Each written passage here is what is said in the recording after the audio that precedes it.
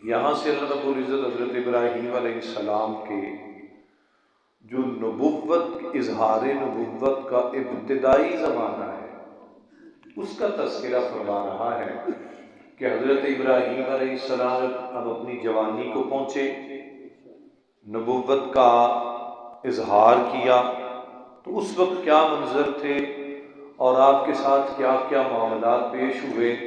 अल्लाह इरशाद फरमाते हैं, इज़ क़ाल लिअबीहि व क़ौमिहि मा हाज़िहि तमासीलु लती अंतुम लहा आकिफ़ून।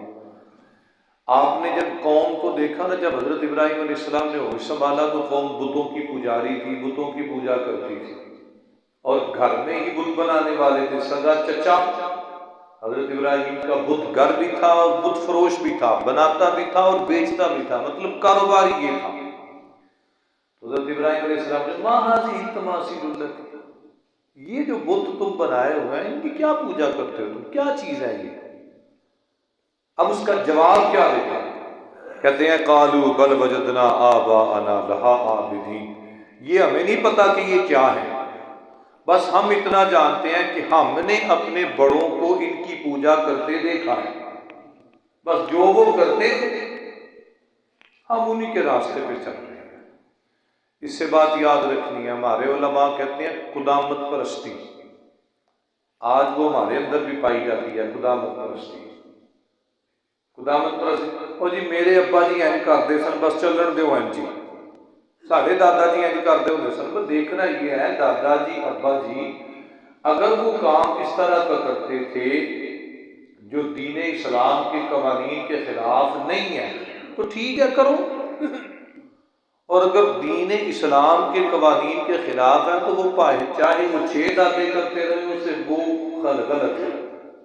हम खुदामत परस्ती पे चलते हैं। उन्होंने भी यही जवाब दिया था, साढ़े बाप दादा ऐसा करते सन।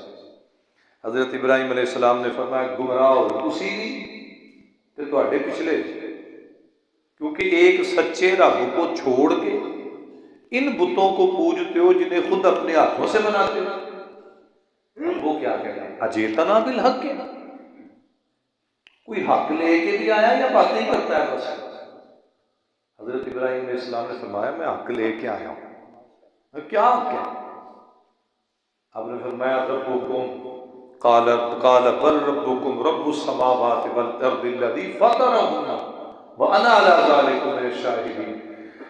आप फरमाने लगे हक ये है कि तुम्हारा रब वो है जिसने तुम्हें भी पैदा किया है, तुम्हारे बाप दादा को भी पैदा किया है, जो सारी कायनात का खालिक है, बनाने वाला है। पूजा करो तो उसकी करो, ये सच है। और साथ ही पता क्या कहा, अल्लाह की कसम मैं इन बुतों को तोड़ दूंगा जिनको तुम पूजते हो। अब उनके ज़हन में ये था कि जवानी का जोर है, पता नहीं बातें हैं, ये क्या होगा क्या नहीं होगा। वो कौम अपनी रूटीन में एक मेले ठेले पे जाया करती थी। हज़रत इब्राहीम अलैहिस्सलाम ने कुल्हाड़ा पकड़ा, चले गए उनके बुतखाने में, मार किसी का टांग तोड़, किसी का नाक तोड़, किसी का बाजू तोड़, किसी को गिरा दिया, किसी का कुछ कर दिया। जो सबसे बड़ा बुत था ना उनका, उसकी नाक उतारी, एक कान उतारा, एक आंख फोड़ी और कुल्हाड़ा उसके कंधे पे रखा, खुद वापस आ गए। अब कौम जब वापस आई ना तो सीधी बुत खाने दे गई तो देखा मंजर ही अजीब है, बुत पड़े हुए हैं, बड़ा बुत जो है ना उसके कंधे पे कुल्हाड़ा है और नाक और कान कटे हुए हैं। ये भी साइकी इंप्रेशन था एक हज़रत इब्राहीम अलैहिस्सलाम का, क्योंकि अंबिया से बड़े ना कोई इल्म वाले होते हैं ना कोई माहिर नफ्सियात होते हैं। ये भी साइकी इंप्रेशन था उनका कि मैं इनको लाजवाब करूँ। कौम आई ना बुत खाने को देखा तो कालू मन फ़अला हाज़ा बिआलिहतिना, वो हमारे बुतों के साथ ये किसने कर दिया, जिसने हमारे बुतों का ये हाल किया। कालू समीना फतन यज़कुरुहु, एक लड़का है, नौजवान है, जवानी चढ़ती है, वो बड़ा इनकी बातें करता है इनके बारे में। उसने कहा था कि मैं इनको तोड़ दूंगा और लाओ उसको, भाई सबके सामने लाओ, उससे पूछे तुमने किया है। अब हज़रत इब्राहीम अलैहिस्सलाम को बुलाया गया। हज़रत इब्राहीम अलैहिस्सलाम आए तो क्या कहते हैं, कालू आन्ता फ़अल्ता हाज़ा बिआलिहतिना या इब्राहीम, ऐ इब्राहिम ये हमारे बुतों का ये हाल तुमने किया है। अब इब्राहिम का क्या जवाब, बल फ़अलहु कबीरुहुम हाज़ा फस्अलू, वो ये बड़ा है, ये तुम्हारा बड़ा बुत है, इसको तुम बड़ा खुदा कहते हो, इसी ने किया होगा, या इसी से पूछ लो कि इनका ये हाल किसने किया है, या इसी से पूछो या इसी ने किया है। अब कौम परेशान हो गई, क्या करें, फरजऊ इला अनफुसिहिम, ये है ज़मीर की आवाज़, ये है ज़मीर की आवाज़, अंदर अंदर सोचने लगे, आंदा तो सच ही है कि ये तो इतनी पावर के मालिक ही नहीं है, ना बोल सके, ना सुन सके, ना कह सके, ना कर सके। सुम्मा नुकिसू अला रुऊसिहिम, फिर ना टूटे जे दिल ना, इब्राहिम तुम्हें पता है ये बोल नहीं सकते, अब खुद ही जवाब दे रहे, तुम्हें पता है ये बोल नहीं सकते।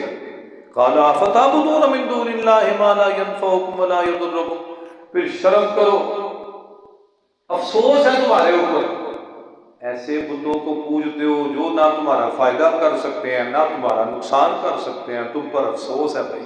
उफ़्फ़िल लकुम व लिमा ताबुदून मिन दूनिल्लाह। अब जब हो गए ना लाजवाब, आपस में अब क्या करें भाई, अब क्या करें, मशवरा किया, मशवरा करने के बाद एक बोला, क़ालू हर्रिक़ूहु वंसुरू आलिहतकुम, ये है जिन लोग जो मुशरिक होते हैं ना, रब उनकी अक्लें मार देता है। अब होता यह है कि रब जो होता है या खुदा जो होता है वो बंदों की मदद करता है, जबकि वो क्या कहते हैं इसको जलाओ और वंसुरू आलिहतकुम, अपने खुदाओं की मदद करो, यानी कि बंदे होके तो खुदाओं की मदद की बात करते हैं, हालांकि वो खुदा नहीं होता जो बंदों का मोहताज हो, रब वो होता है कि सारी कायनात जिसकी मोहताज हो, उसे रब कहते हैं। उन्होंने क्या भाई जला दो इसको, चिखा जलाई गई, नारे नमरूद की चिखा जली। उसका आलम यह था कि दूर दूर तक जिसके शोले जाते थे आसमान की बुलंदियों पर, हज़रत इब्राहीम अलैहिस्सलाम को लाया भाई इसमें डालो जी। अब हज़रत इब्राहीम अलैहिस्सलाम को डालने के लिए सोचने लगे जी क्या करें, कैसे फेंकें, ये तो इतनी बड़ी चिखा है, जो करीब जाएगा जल जाएगा।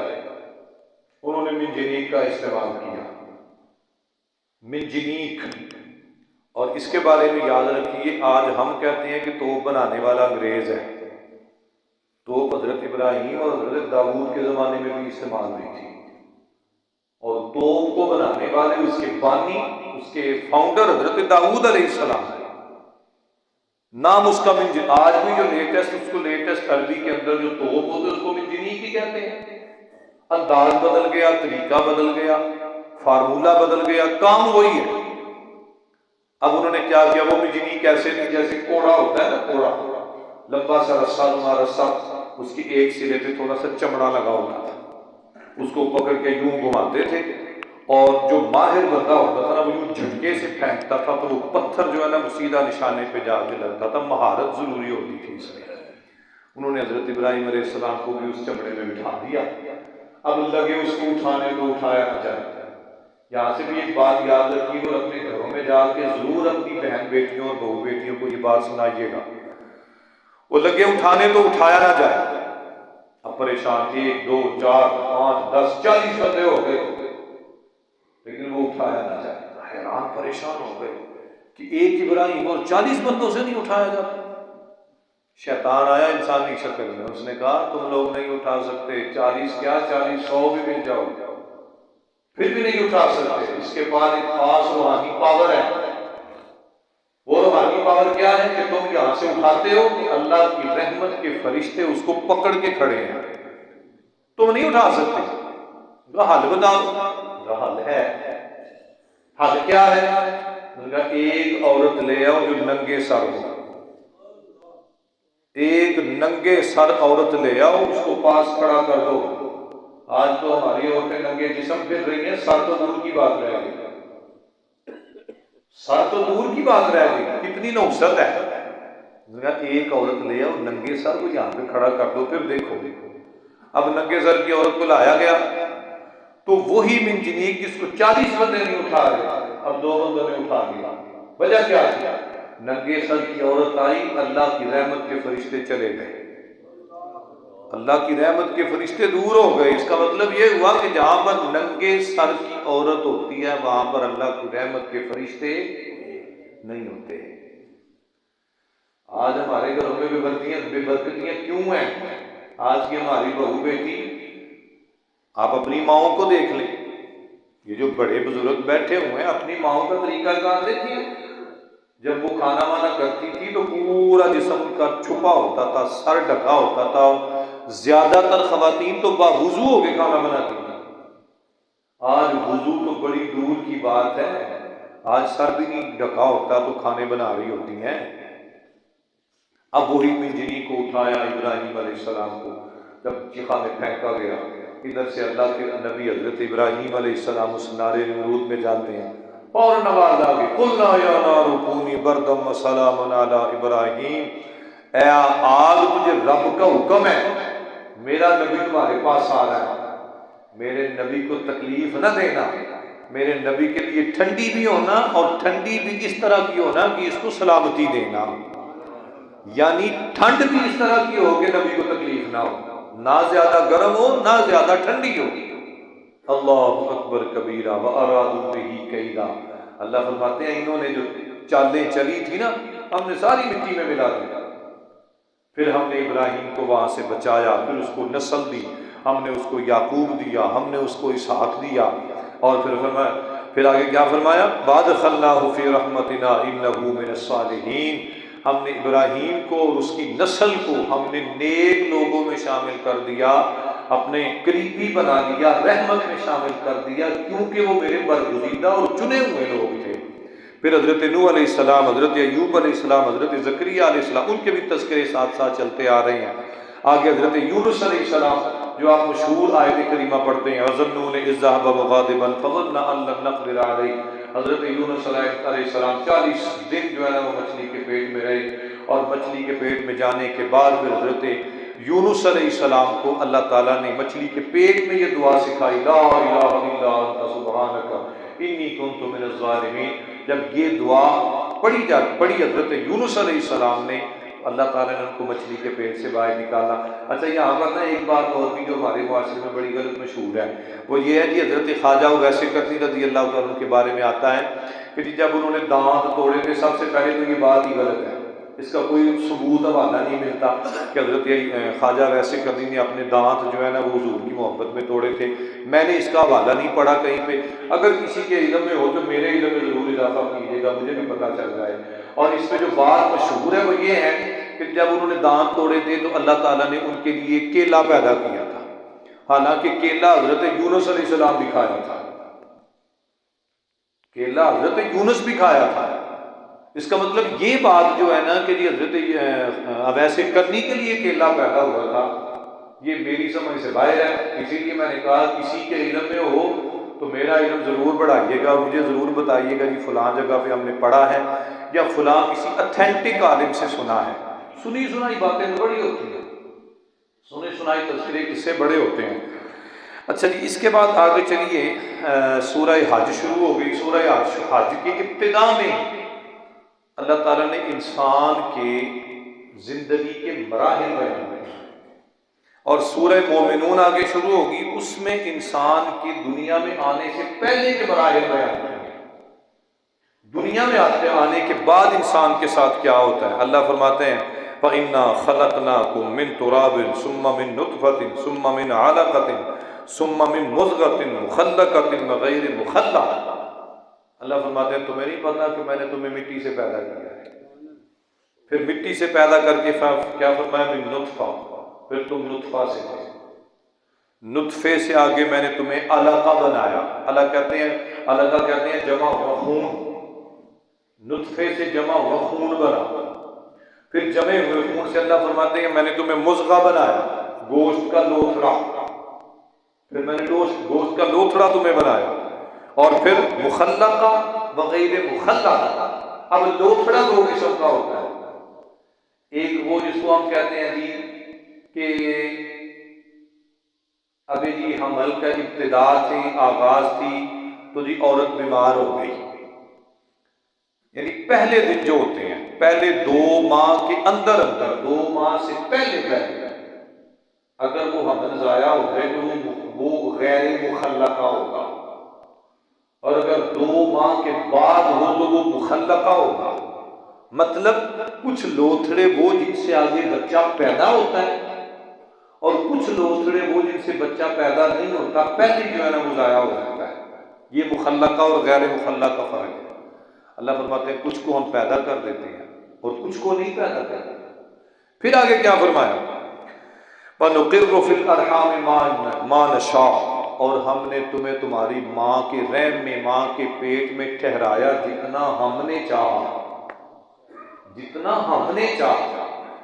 इसमें भी एक बात याद रखिएगा, मेडिकली पॉइंट ऑफ व्यू से और शरी पॉइंट ऑफ व्यू से कम 6 माह के अंदर भी बच्चा पैदा हो सकता है। वो अलग बात है कि वो बीमार होगा, कमजोर होगा या किस तरह का मामला होगा, लेकिन मुमकिनात में से है। और ज्यादा से ज्यादा 4 साल तक भी बच्चा मां के पेट में रह सकता है। ज़हाक बादशाह गुजरा है। ज़हाक का माना होता है मुस्कुराने वाला, हंसने वाला। ये जब पैदा हुआ था तो हंस रहा था और इसके दांत भी निकले हुए थे। ये 4 साल मां के पेट में रहा था। और हजरत इमाम शाफी रहमतुल्लाह अलैह ये 6 माह के बाद पैदा हो गए थे। इससे ये बात समझ आती है, आमतौर पे सुना होगा ना सतमाया बच्चा, 7 माह के बाद बच्चा पैदा हो गया। मेडिकली साइंस के मुताबिक हम तो महीनों का हिसाब करते हैं ना, ये हमारी औरतों को माएँ महीनों का हिसाब सिखाती हैं, पहला महीना, दूसरा महीना, चौथा महीना। जबकि मेडिकली पॉइंट ऑफ व्यू से ये महीनों के हिसाब से नहीं चलता, ये हफ्तों के हिसाब से चलता है। 8 हफ्ते, 6 हफ्ते, 7 हफ्ते, 9 हफ्ते, 10 हफ्ते, वो हफ्तों के हिसाब से इसको चलाते हैं, लेकिन वो रिजल्ट एक ही होता है, बात एक ही होती है। फिर आगे अल्लाह फरमाते हैं सुम्मा नुखरिजुकुम तिफ़ला, फिर हमने तुम्हें अपने माँ के पेट से बचपन की शक्ल में तुम्हें बाहर निकाला। बच्चे थे, दुनिया में पैदा हुए। सुम्मा लितबलुगु अशुद्धा, फिर तुम जवान हुए। फिर मिनकुम मन युतवफ़्फ़ा व मिनकुम मन युरद्दु इला अर्ज़लिल उम्र, तुम में से कुछ वो है जो जवानी में फौत हो गए, और कुछ वो है जिनको हमने बुढ़ापे की तरफ लेके गए। फिर आगे फरमाते हैं वतरल अर्द हामिदतन, क्या तुमने नहीं देखा हमने तुम्हें चलने फिरने की, जमीन पर चलने की ताकत दी। वअन्ज़लना अलैहल माअ इह्तज़्ज़त बरबत व अंबतत, फिर हमने आसमान से तुम्हारे लिए पानी उतार के यहाँ से खेतियां पैदा की, फसलें पैदा की तुम्हारे खाने पीने के लिए। फिर आगे फरमाया ज़ालिका बिअन्नल्लाहु वल हक़, याद रखना ये सारा कुछ करने वाला सिर्फ और सिर्फ तेरा सच्चा खुदा है जो ये सारे काम करता है। तो ये इंसान के पैदा होने के बाद के मराहिल हैं। इसके बाद सूरह हज के अंदर जब खाना काबा मुकम्मल होता है, तामीर काबा करने के बाद 14 मरतबा अब तक खाना काबा तामीर हुआ है टोटल। अब तक 14 मरतबा खाने काबे की तामीर हो चुकी है। उसमें जो हजरत इब्राहीम अलैहिस्सलाम ने बनाया था वो 3री मरतबा था। हजरत इब्राहीम अलैहिस्सलाम ने जब खाना काबा बना लिया, अब खाना काबा बनाने के बाद तामीर मुकम्मल हो गई। मुकम्मल होने के बाद या अल्लाह अब क्या करूं, अल्लाह करीम ने इरशाद फरमाया ऐ इब्राहीम अब पहाड़ पे खड़े हो जा, वअज़्ज़िन फिन्नास बिल हज, और लोगों को कहा भाई आओ मैंने अल्लाह का घर बना दिया, आओ इस हज करो, इसका तवाफ करो। हजरत इब्राहीम अलैहिस्सलाम कहने लगे या अल्लाह मैं पहाड़ पे खड़ा हो जाऊं, मेरी आवाज़ लोगों तक कैसे जाएगी। अल्लाह ने फरमाया इसकी फिक्र न कर, मैं खालिक हूँ, मैं रब हूँ, मैं परवरदिगार हूँ। आवाज देना तुम्हारा काम है, सब तक आवाज पहुंचाना ये तेरे खुदा का काम है, तू बस आवाज दे। हजरत इब्राहीम अलैहिस्सलाम खड़े होकर पहाड़ के ऊपर, भाई मैंने काबा बना दिया, आज भाई इसका तवाफ करो। अल्लाह फरमाते हैं अब देखना या तू का मिनकुल्ले जामिरिन या तीना मिनकुल्ले फज्ज अमीर, इब्राहिम देख तेरे दाएं से, बाएं से, आगे से, पीछे से, वो दूर दूर की घाटियों से लोग इसके तवाफ के लिए तड़पेंगे और क़यामत तक इसका तवाफ करते रहेंगे। ये हज़रत इब्राहीम अलैहिस्सलाम को पैगाम दे दिया। इसके बाद जी आगे 18वां पारा शुरू हो गया जिसमें सूरह मोमिनून है इब्तिदा में, और सूरह मोमिनून के अंदर ही अल्लाह ताला ने फिर इंसान की पैदाइश से पहले के मराहिल बयान किए हैं। अल्लाह फरमाते हैं सुम्मा खलकनल नुतफत अलक़तन फ़खलकनल अलक़त मुज़ग़तन फ़खलकनल मुज़ग़त इज़ामन फ़कसौनल इज़ाम लहमा। ये तरतीबवार मराहिल और ये 40-40 दिनों का गैप होता है। 40 दिन से इंसान दूसरी कैफियत में चेंज होता है माँ के पेट में, फिर 40 दिन के बाद तीसरी कैफियत, फिर 40 दिन के बाद चौथी कैफियत। पहली कैफियत होती है नुत्फा, पहले 40 दिन नुत्फा होता है माँ के पेट में। उसके बाद अल्लाह फरमाते हैं फिर नुत्फे से हम अलगा बनाते हैं, जमा हुआ खून 40 दिन। फिर आगे अल्लाह फरमाते हैं फ़खलकनल अलक़त मुज़ग़ा, फिर उस जमे हुए खून को हम गोश्त के लोथड़े में बदल देते हैं 40 दिन। फिर आगे फरमाया फ़खलकनल मुज़ग़त इज़ामन, फिर हम उस लोथड़े में हड्डियां डाल देते हैं 40 दिन। उसके बाद फ़कसौनल इज़ाम लहमा, फिर हम उन हड्डियों के ऊपर गोश्त चढ़ा देते हैं। माँ के पेट में ये 40-40 दिन का वक्फा और गैप होता है। आमतौर पर आप देखें तो जो 5.5 माह की मुद्दत होती है ना, जो माएँ होती हैं, वो 5.5 माह के बाद 6ठे महीने के अंदर जाके माएँ अपने पेट में बच्चे की हरकत महसूस करना शुरू कर देती हैं। ये 6ठे माह के अंदर ये प्रोसेस होता है। और याद रखें, लोग बड़ी बातें करते हैं जी जदीद मेडिकल साइंस ये है और ये है और ये है। आज तो ये साइंस हमें बता रही है कि बच्चा पैदा होगा कि बच्ची पैदा होगी। या आगे जाके ना 21वें पारे में सूरह लुक़मान के आखिर में थोड़ी सी इसकी तफसील आएगी मज़ीद कि जी मेडिकल साइंस बता रही है कि बच्चा पैदा होगा कि बच्ची पैदा होगी। कोई दुनिया का मेडिकल जदीद से जदीद कंप्यूटर भी 5 माह से पहले नहीं बता सकता कि बच्ची होगी कि बच्चा होगा। मेडिकल साइंस 6ठे माह के बाद जाके बताती है कि जी बच्ची है कि बच्चा है। लेकिन ये अल्लाह का करम है, उसको पहले ही पता होता है कि मैंने इसको बेटी देनी है या मैंने इसको बेटा करना है। ये मेरे रब की कुदरतें हैं, बंदा इसको क्या समझेगा, बंदा इस पर जितनी मर्जी रिसर्च कर ले। फिर आखिरी बात यहाँ पर मैं ये अर्ज करता हूँ, सूरह नूर शुरू हो गई है। सूरह नूर के अंदर जो पहला रुकू है, इस रुकू के अंदर अल्लाह ताला ने कुछ हुदूद बयान की हैं, सजाएं, इस्लामी शरीयत की सजाएं, जिनको आज के दौर में कहा जाता है कि जी ये सजाएं जो हैं ये इंसानी हुकूक के खिलाफ हैं। ये इंसानी हुकूक की तंजीमें बनी है ना। अभी ताज़ा अफगानिस्तान के अंदर काम हुआ है, शायद किसी की नज़र से गुजरा हो। अफगानियों ने 2 बंदों को पकड़ के ओपनली खुलेआम हैंग कर दिया। उन्होंने मेन रोड पर पुल के नीचे उन्होंने लटका दिया है। इंसानी हुकूक की तंजीमें गई हैं जी ये इंसानी हुकूक के खिलाफ है। उन्होंने सवाल ये किया कि जो इन्होंने इंसान के साथ किया है वो उसके हुकूक के मुताबिक है। इन्होंने एक बच्ची के साथ जिना किया है, जिना करने के बाद उसको कत्ल किया है। जब जिना की बात होती है तो कोई इंसानी हुकूक की तंजीम नहीं बोलती, और जब सजा दी जाती है तो फिर इंसानी हुकूक की तंजीमें आ जाती हैं। इस्लाम ने इसलिए तो हुदूद का निज़ाम दिया है। चोर चोरी करेगा ना हाथ काट दो, करे कोई जरूरत आइंदा चोरी करने की। शराबी शराब पिए तो कोड़े मारो, आइंदा कोई जरूरत करेगा। लेकिन इसी सिर्फ और सिर्फ ये इस्लाम का चेहरा मसफ करने के लिए ये यहूदी तंजीमें जो ना ये इस तरह के मामलात करती हैं। तो पहले ही अल्लाह फरमाता है अज़्ज़ानियतु वज़्ज़ानी फ़ज्लिदू कुल्ला वाहिदिन मिनहुमा मिअता जल्दा, जिना करने वाला मर्द और जिना करने वाली औरत दोनों को 100 कोड़े मारो, चाहे मर क्यों ना जाए। आज आपकी गवर्नमेंट ने नया कानून पास कर लिया है, जिना बिल जबर और जिना बिल रजा।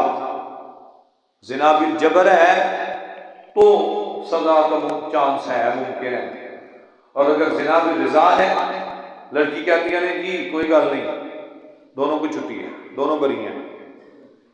यह आपके पाकिस्तान ने लॉ पास कर लिया इस्लाम के चेहरे को बदलने के लिए। अल्लाह फरमाता है नहीं, कोड़े मारो इनको। और ना सिर्फ कोड़े मारो, बला ताखुज़कुम बिहिमा राफ़तुन फ़ी दीनिल्लाह, इनके साथ नरमी नहीं करनी है। अगर आज तुम नरमी करोगे तो कल फिर जिना सामने आएगा, कल फिर जिना के केस सामने होंगे। और आगे क्या फरमाया, वल यशहद अज़ाबहुमा ताइफ़तुम मिनल मोमिनीन, जब तुम इनको सजा दो तो सरेआम सजा दो ताकि दूसरों को इबरत हो। दूसरों को पता चले कि भाई इन्होंने ये जुर्म किया, उसकी इनको सजा मिल रही है। फिर आगे क्या फरमाया, अज़्ज़ानी ला यनकिहु इल्ला ज़ानियतन औ मुशरिकतन, जिना करने वाली मर्द और औरत, इनका आपस में निकाह करो। जानिया मर्द किसी पाक औरत से निकाह न करे, इसी तरह जानिया औरत किसी पाक मर्द से निकाह न करे। जानी मर्द के लिए जानी औरत, जानिया औरत के लिए जानी मर्द, ये अल्लाह ने कानून दे दिया है। वहुर्रिमा ज़ालिका अलल मुमिनीन, अल्लाह फरमाता है ऐसा ना करना कि जिना वाली औरत के साथ पाक मर्द का निकाह कर दो और पाक मर्द के साथ जिना वाली औरत का, बिल्कुल ऐसा ना करना। आगे इसमें, अच्छा इसमें ना जो ये कोड़े मारने की सजा है ये जवान के लिए है, ये गैर शादीशुदा के लिए है। जो शादीशुदा ये जुर्म करता है, ये आपके गोलपुर में चिट्टी शेखा के अंदर आज से 2 साल पहले एक काम हुआ था अजीबो गरीब किस्म का, अल्लाह अकबर, वो तो बात बताते हुए भी शर्म आती है। सगा बाप अपनी बेटी से जिना करता रहा, सगा बाप अपनी बेटी से जिना करता रहा, बेटी हमला हो गई। अब वो जो बच्ची थी ना, उसके दादाजी वो पिंड के मोतबर थे, पिंड के सूफी साहब, वक्त ज़रूरत मस्जिद नमाज भी पढ़ानी, मस्जिद के मामला देखने, हाजी साहब उनको सारा पिंड कहता था। हाजी साहब को नहीं पता मेरे घर क्या हो गया, लेकिन वो जिना करने वाला वो मर्द, उस बच्ची की बाप और उसकी मां दोनों शामिल थे। इतना बड़ा जुर्म। अब हाजी साहब गए मस्जिद में तो लोग हाजी साहब ने मुसल्ले पे ना खिलौना देता। हाजी साहब बड़े परेशान हुए। मेरे दोस्त की सिस्टर थी उस घर में ना, उनकी शादी हुई, तो मसले के लिए मुझे फ़ोन किया, मुझे तब सारी बात का पता चला। अब लोगों ने मुसल्ले पे ना खड़ा होने दिया। हाजी साहब बड़े परेशान हुए, यार मैंने क्या किया है कि मतलब लोग मुझसे इतनी नफरत करते हैं। नमाज के बाद ना फारिग हुए तो लोगों से पूछा, भाई क्या हुआ है, मैंने कुछ जुर्म कर दिया है जो मेरे साथ बोलते नहीं? उन्होंने कहा हाजी साहब अपने घर का पता लगाओ। हाजी साहब ने क्या हुआ मेरे घर को, वो किसी ने बता दिया वहां पे। अब हाजी साहब से खड़े खड़े मार गए, किधर जाए क्या करें। घर गए, जो कर सकते थे उन्होंने किया। बुजुर्ग थे, वडेरे थे, क्या कर सकते थे जवान पुत्र के लिए। उन्होंने क्या किया, वो कहने लगा कि बच्ची मेरे पास रहने दो। उस बीवी को और उसके शौहर को निकाल दिया और पिंड वाले के सामने ऐलान कर दिया कि मेरा इधर कोई ताल्लुक नहीं। अब पिंड वाले ना उन्होंने निकाल दिया उस बंदे को, उसने फिर खुदकुशी कर लिया, खुदकुशी कर लिया। अब मेरे पास मामला ये आया था कि उसका जनाजा पढ़ना है कि नहीं पढ़ना। मुझे असल में ये मसला पूछने के लिए ना सारी दास्तान फिर सुनाई कि जी जनाजा पढ़ना है कि नहीं पढ़ना। अब ऐसे बंदे का, चूंकि मुसलमान तो है, कलमा तो उसने पढ़ा था, लेकिन इसके साथ साथ उसने 2 जुर्म इस तरह के किए हैं जो इस्लाम बिल्कुल कबूल नहीं करता। पहला जिना और दूसरा खुदकुशी। मुतफिका तौर पर पिंड के लोगों का फैसला किया कि असां इहदा जनाजा ना पढ़ने ते ना पढ़न देना। ये पिंड का फैसला हुआ। हाँ, दुनिया में सजा उसको मिल गई। लोगों ने छप्पड़ के किनारे टोया कट के ना उन्हें सुट छड़िया। तो गलत काम की सजा तो होती है ना, गलत जुर्म की सजा भी उसी तरह की होती है। आगे शराब पीने के बारे में है, किसी पर तोहमत लगाने के बारे में है। वल्लज़ीना यरमूना अज़वाजहुम वलम यकुन लहुम सुम्मा लम यातू बिअरबाति शुहदा फजलिदूहुम समानीना जल्दा। जो बंदा किसी पे तोहमत लगाए, खासतौर पर मियाँ बीवी के मामले में, या कोई मर्द किसी औरत पे, औरत किसी मर्द पे तोहमत लगाए, तो 4 गवाह लाए। 4 गवाह लाए। अगर 4 गवाह नहीं लाते, अगर 4 गवाहियां हो जाती हैं, फिर उन्हें 80 कोड़े मारो। और अगर इल्जाम लगाने वाला झूठा है, हद्दे कज़फ लगाओ, वो भी 80 कोड़े। आज कहाँ है ये होगी। फिर आगे लियान आ गया। लियान क्या है? अगर मियाँ बीवी का आपस में इख्तलाफ हुआ है, बीवी को शौहर पे शक हो जाता है, शौहर को बीवी पे शक हो जाता है, जी बदकार है, उसमें लियान का मसला होता है।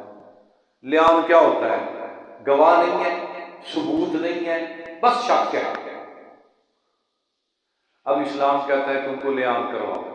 लियान ये है, खुले मैदान में खड़े हो जाए, अपने अल्लाह के सामने खड़े हो जाए और बंदा ये 4 मरतबा करे, मैं अल्लाह को हाज़िर नाज़िर जान के कहता हूँ कि मैं सच्चा हूँ अपनी बात में, ये झूठी है, और 5वीं मरतबा कहे कि भाई अगर मैं झूठा हूँ तो मुझ पर अल्लाह का अज़ाब हो,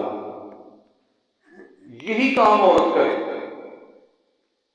यानी दोनों में से किसी के बारे में शक हो, जाहिर बात है मर्द औरत पर इल्ज़ाम लगा रहा है या औरत मर्द पर इल्ज़ाम लगा रही है, तो जो ये करेगा उसको ये 4 कस्में देने के बाद 5वीं मरतबा ऐसा करना पड़ेगा। अगर वो इस ऐसा कर लेते हैं तो अल्लाह फरमाते हैं मैं माफ़ करने वाला हूँ, तो भी अपने जहन से उस शक को निकाल दो। तो ये दीन के अहकाम और दीन के जो है ना वो हुदूद का मामला है, इसको आज मसख कर दिया गया है। अल्लाह ताला ऐसे लोगों को हिदायत नसीब फरमाए और हमें अपने दीन की समझ और फ़हम अता फरमाए। अल्लाहुम्मा सल्लि अला सय्यदिना व मौलाना मुहम्मदिन व बारिक व सल्लिम। इलाहुल आलमीन तेरे फजल से बैठे हैं, तेरे करम से बैठे हैं, कुछ दीन की बातें सुनी हैं, कई हैं मौला करीम समझ की और अमल की तौफीक अता फरमा। हमारे जितने अजीज़ रिश्तेदार दुनिया से चले गए सबकी बख्शिश फरमा, बीमारों को शिफा अता फरमा, दुखियों के दुख दूर फरमा। अस्तगफिरुल्लाह रब्बी मिन कुल्लि ज़ंबिन व अतूबु इलैहि। इलाहुल आलमीन गुनाहों से माफ़ी का यशरा जा रहा है, अशरा मग़फ़िरत जा रहा है, मौला करीम हम सब के गुनाह बख्श दे, इसकी बहारें अता फरमा दे। रब्बना तक़ब्बल मिन्ना इन्नका अंतस समीउल अलीम व तुब अलैना या मौलाना इन्नका अंतत तव्वाबुर रहीम। सल्लल्लाहु अला हबीबिही मुहम्मद व अला आलिहि व अस्हाबिही अजमाईन बिरहमतिका या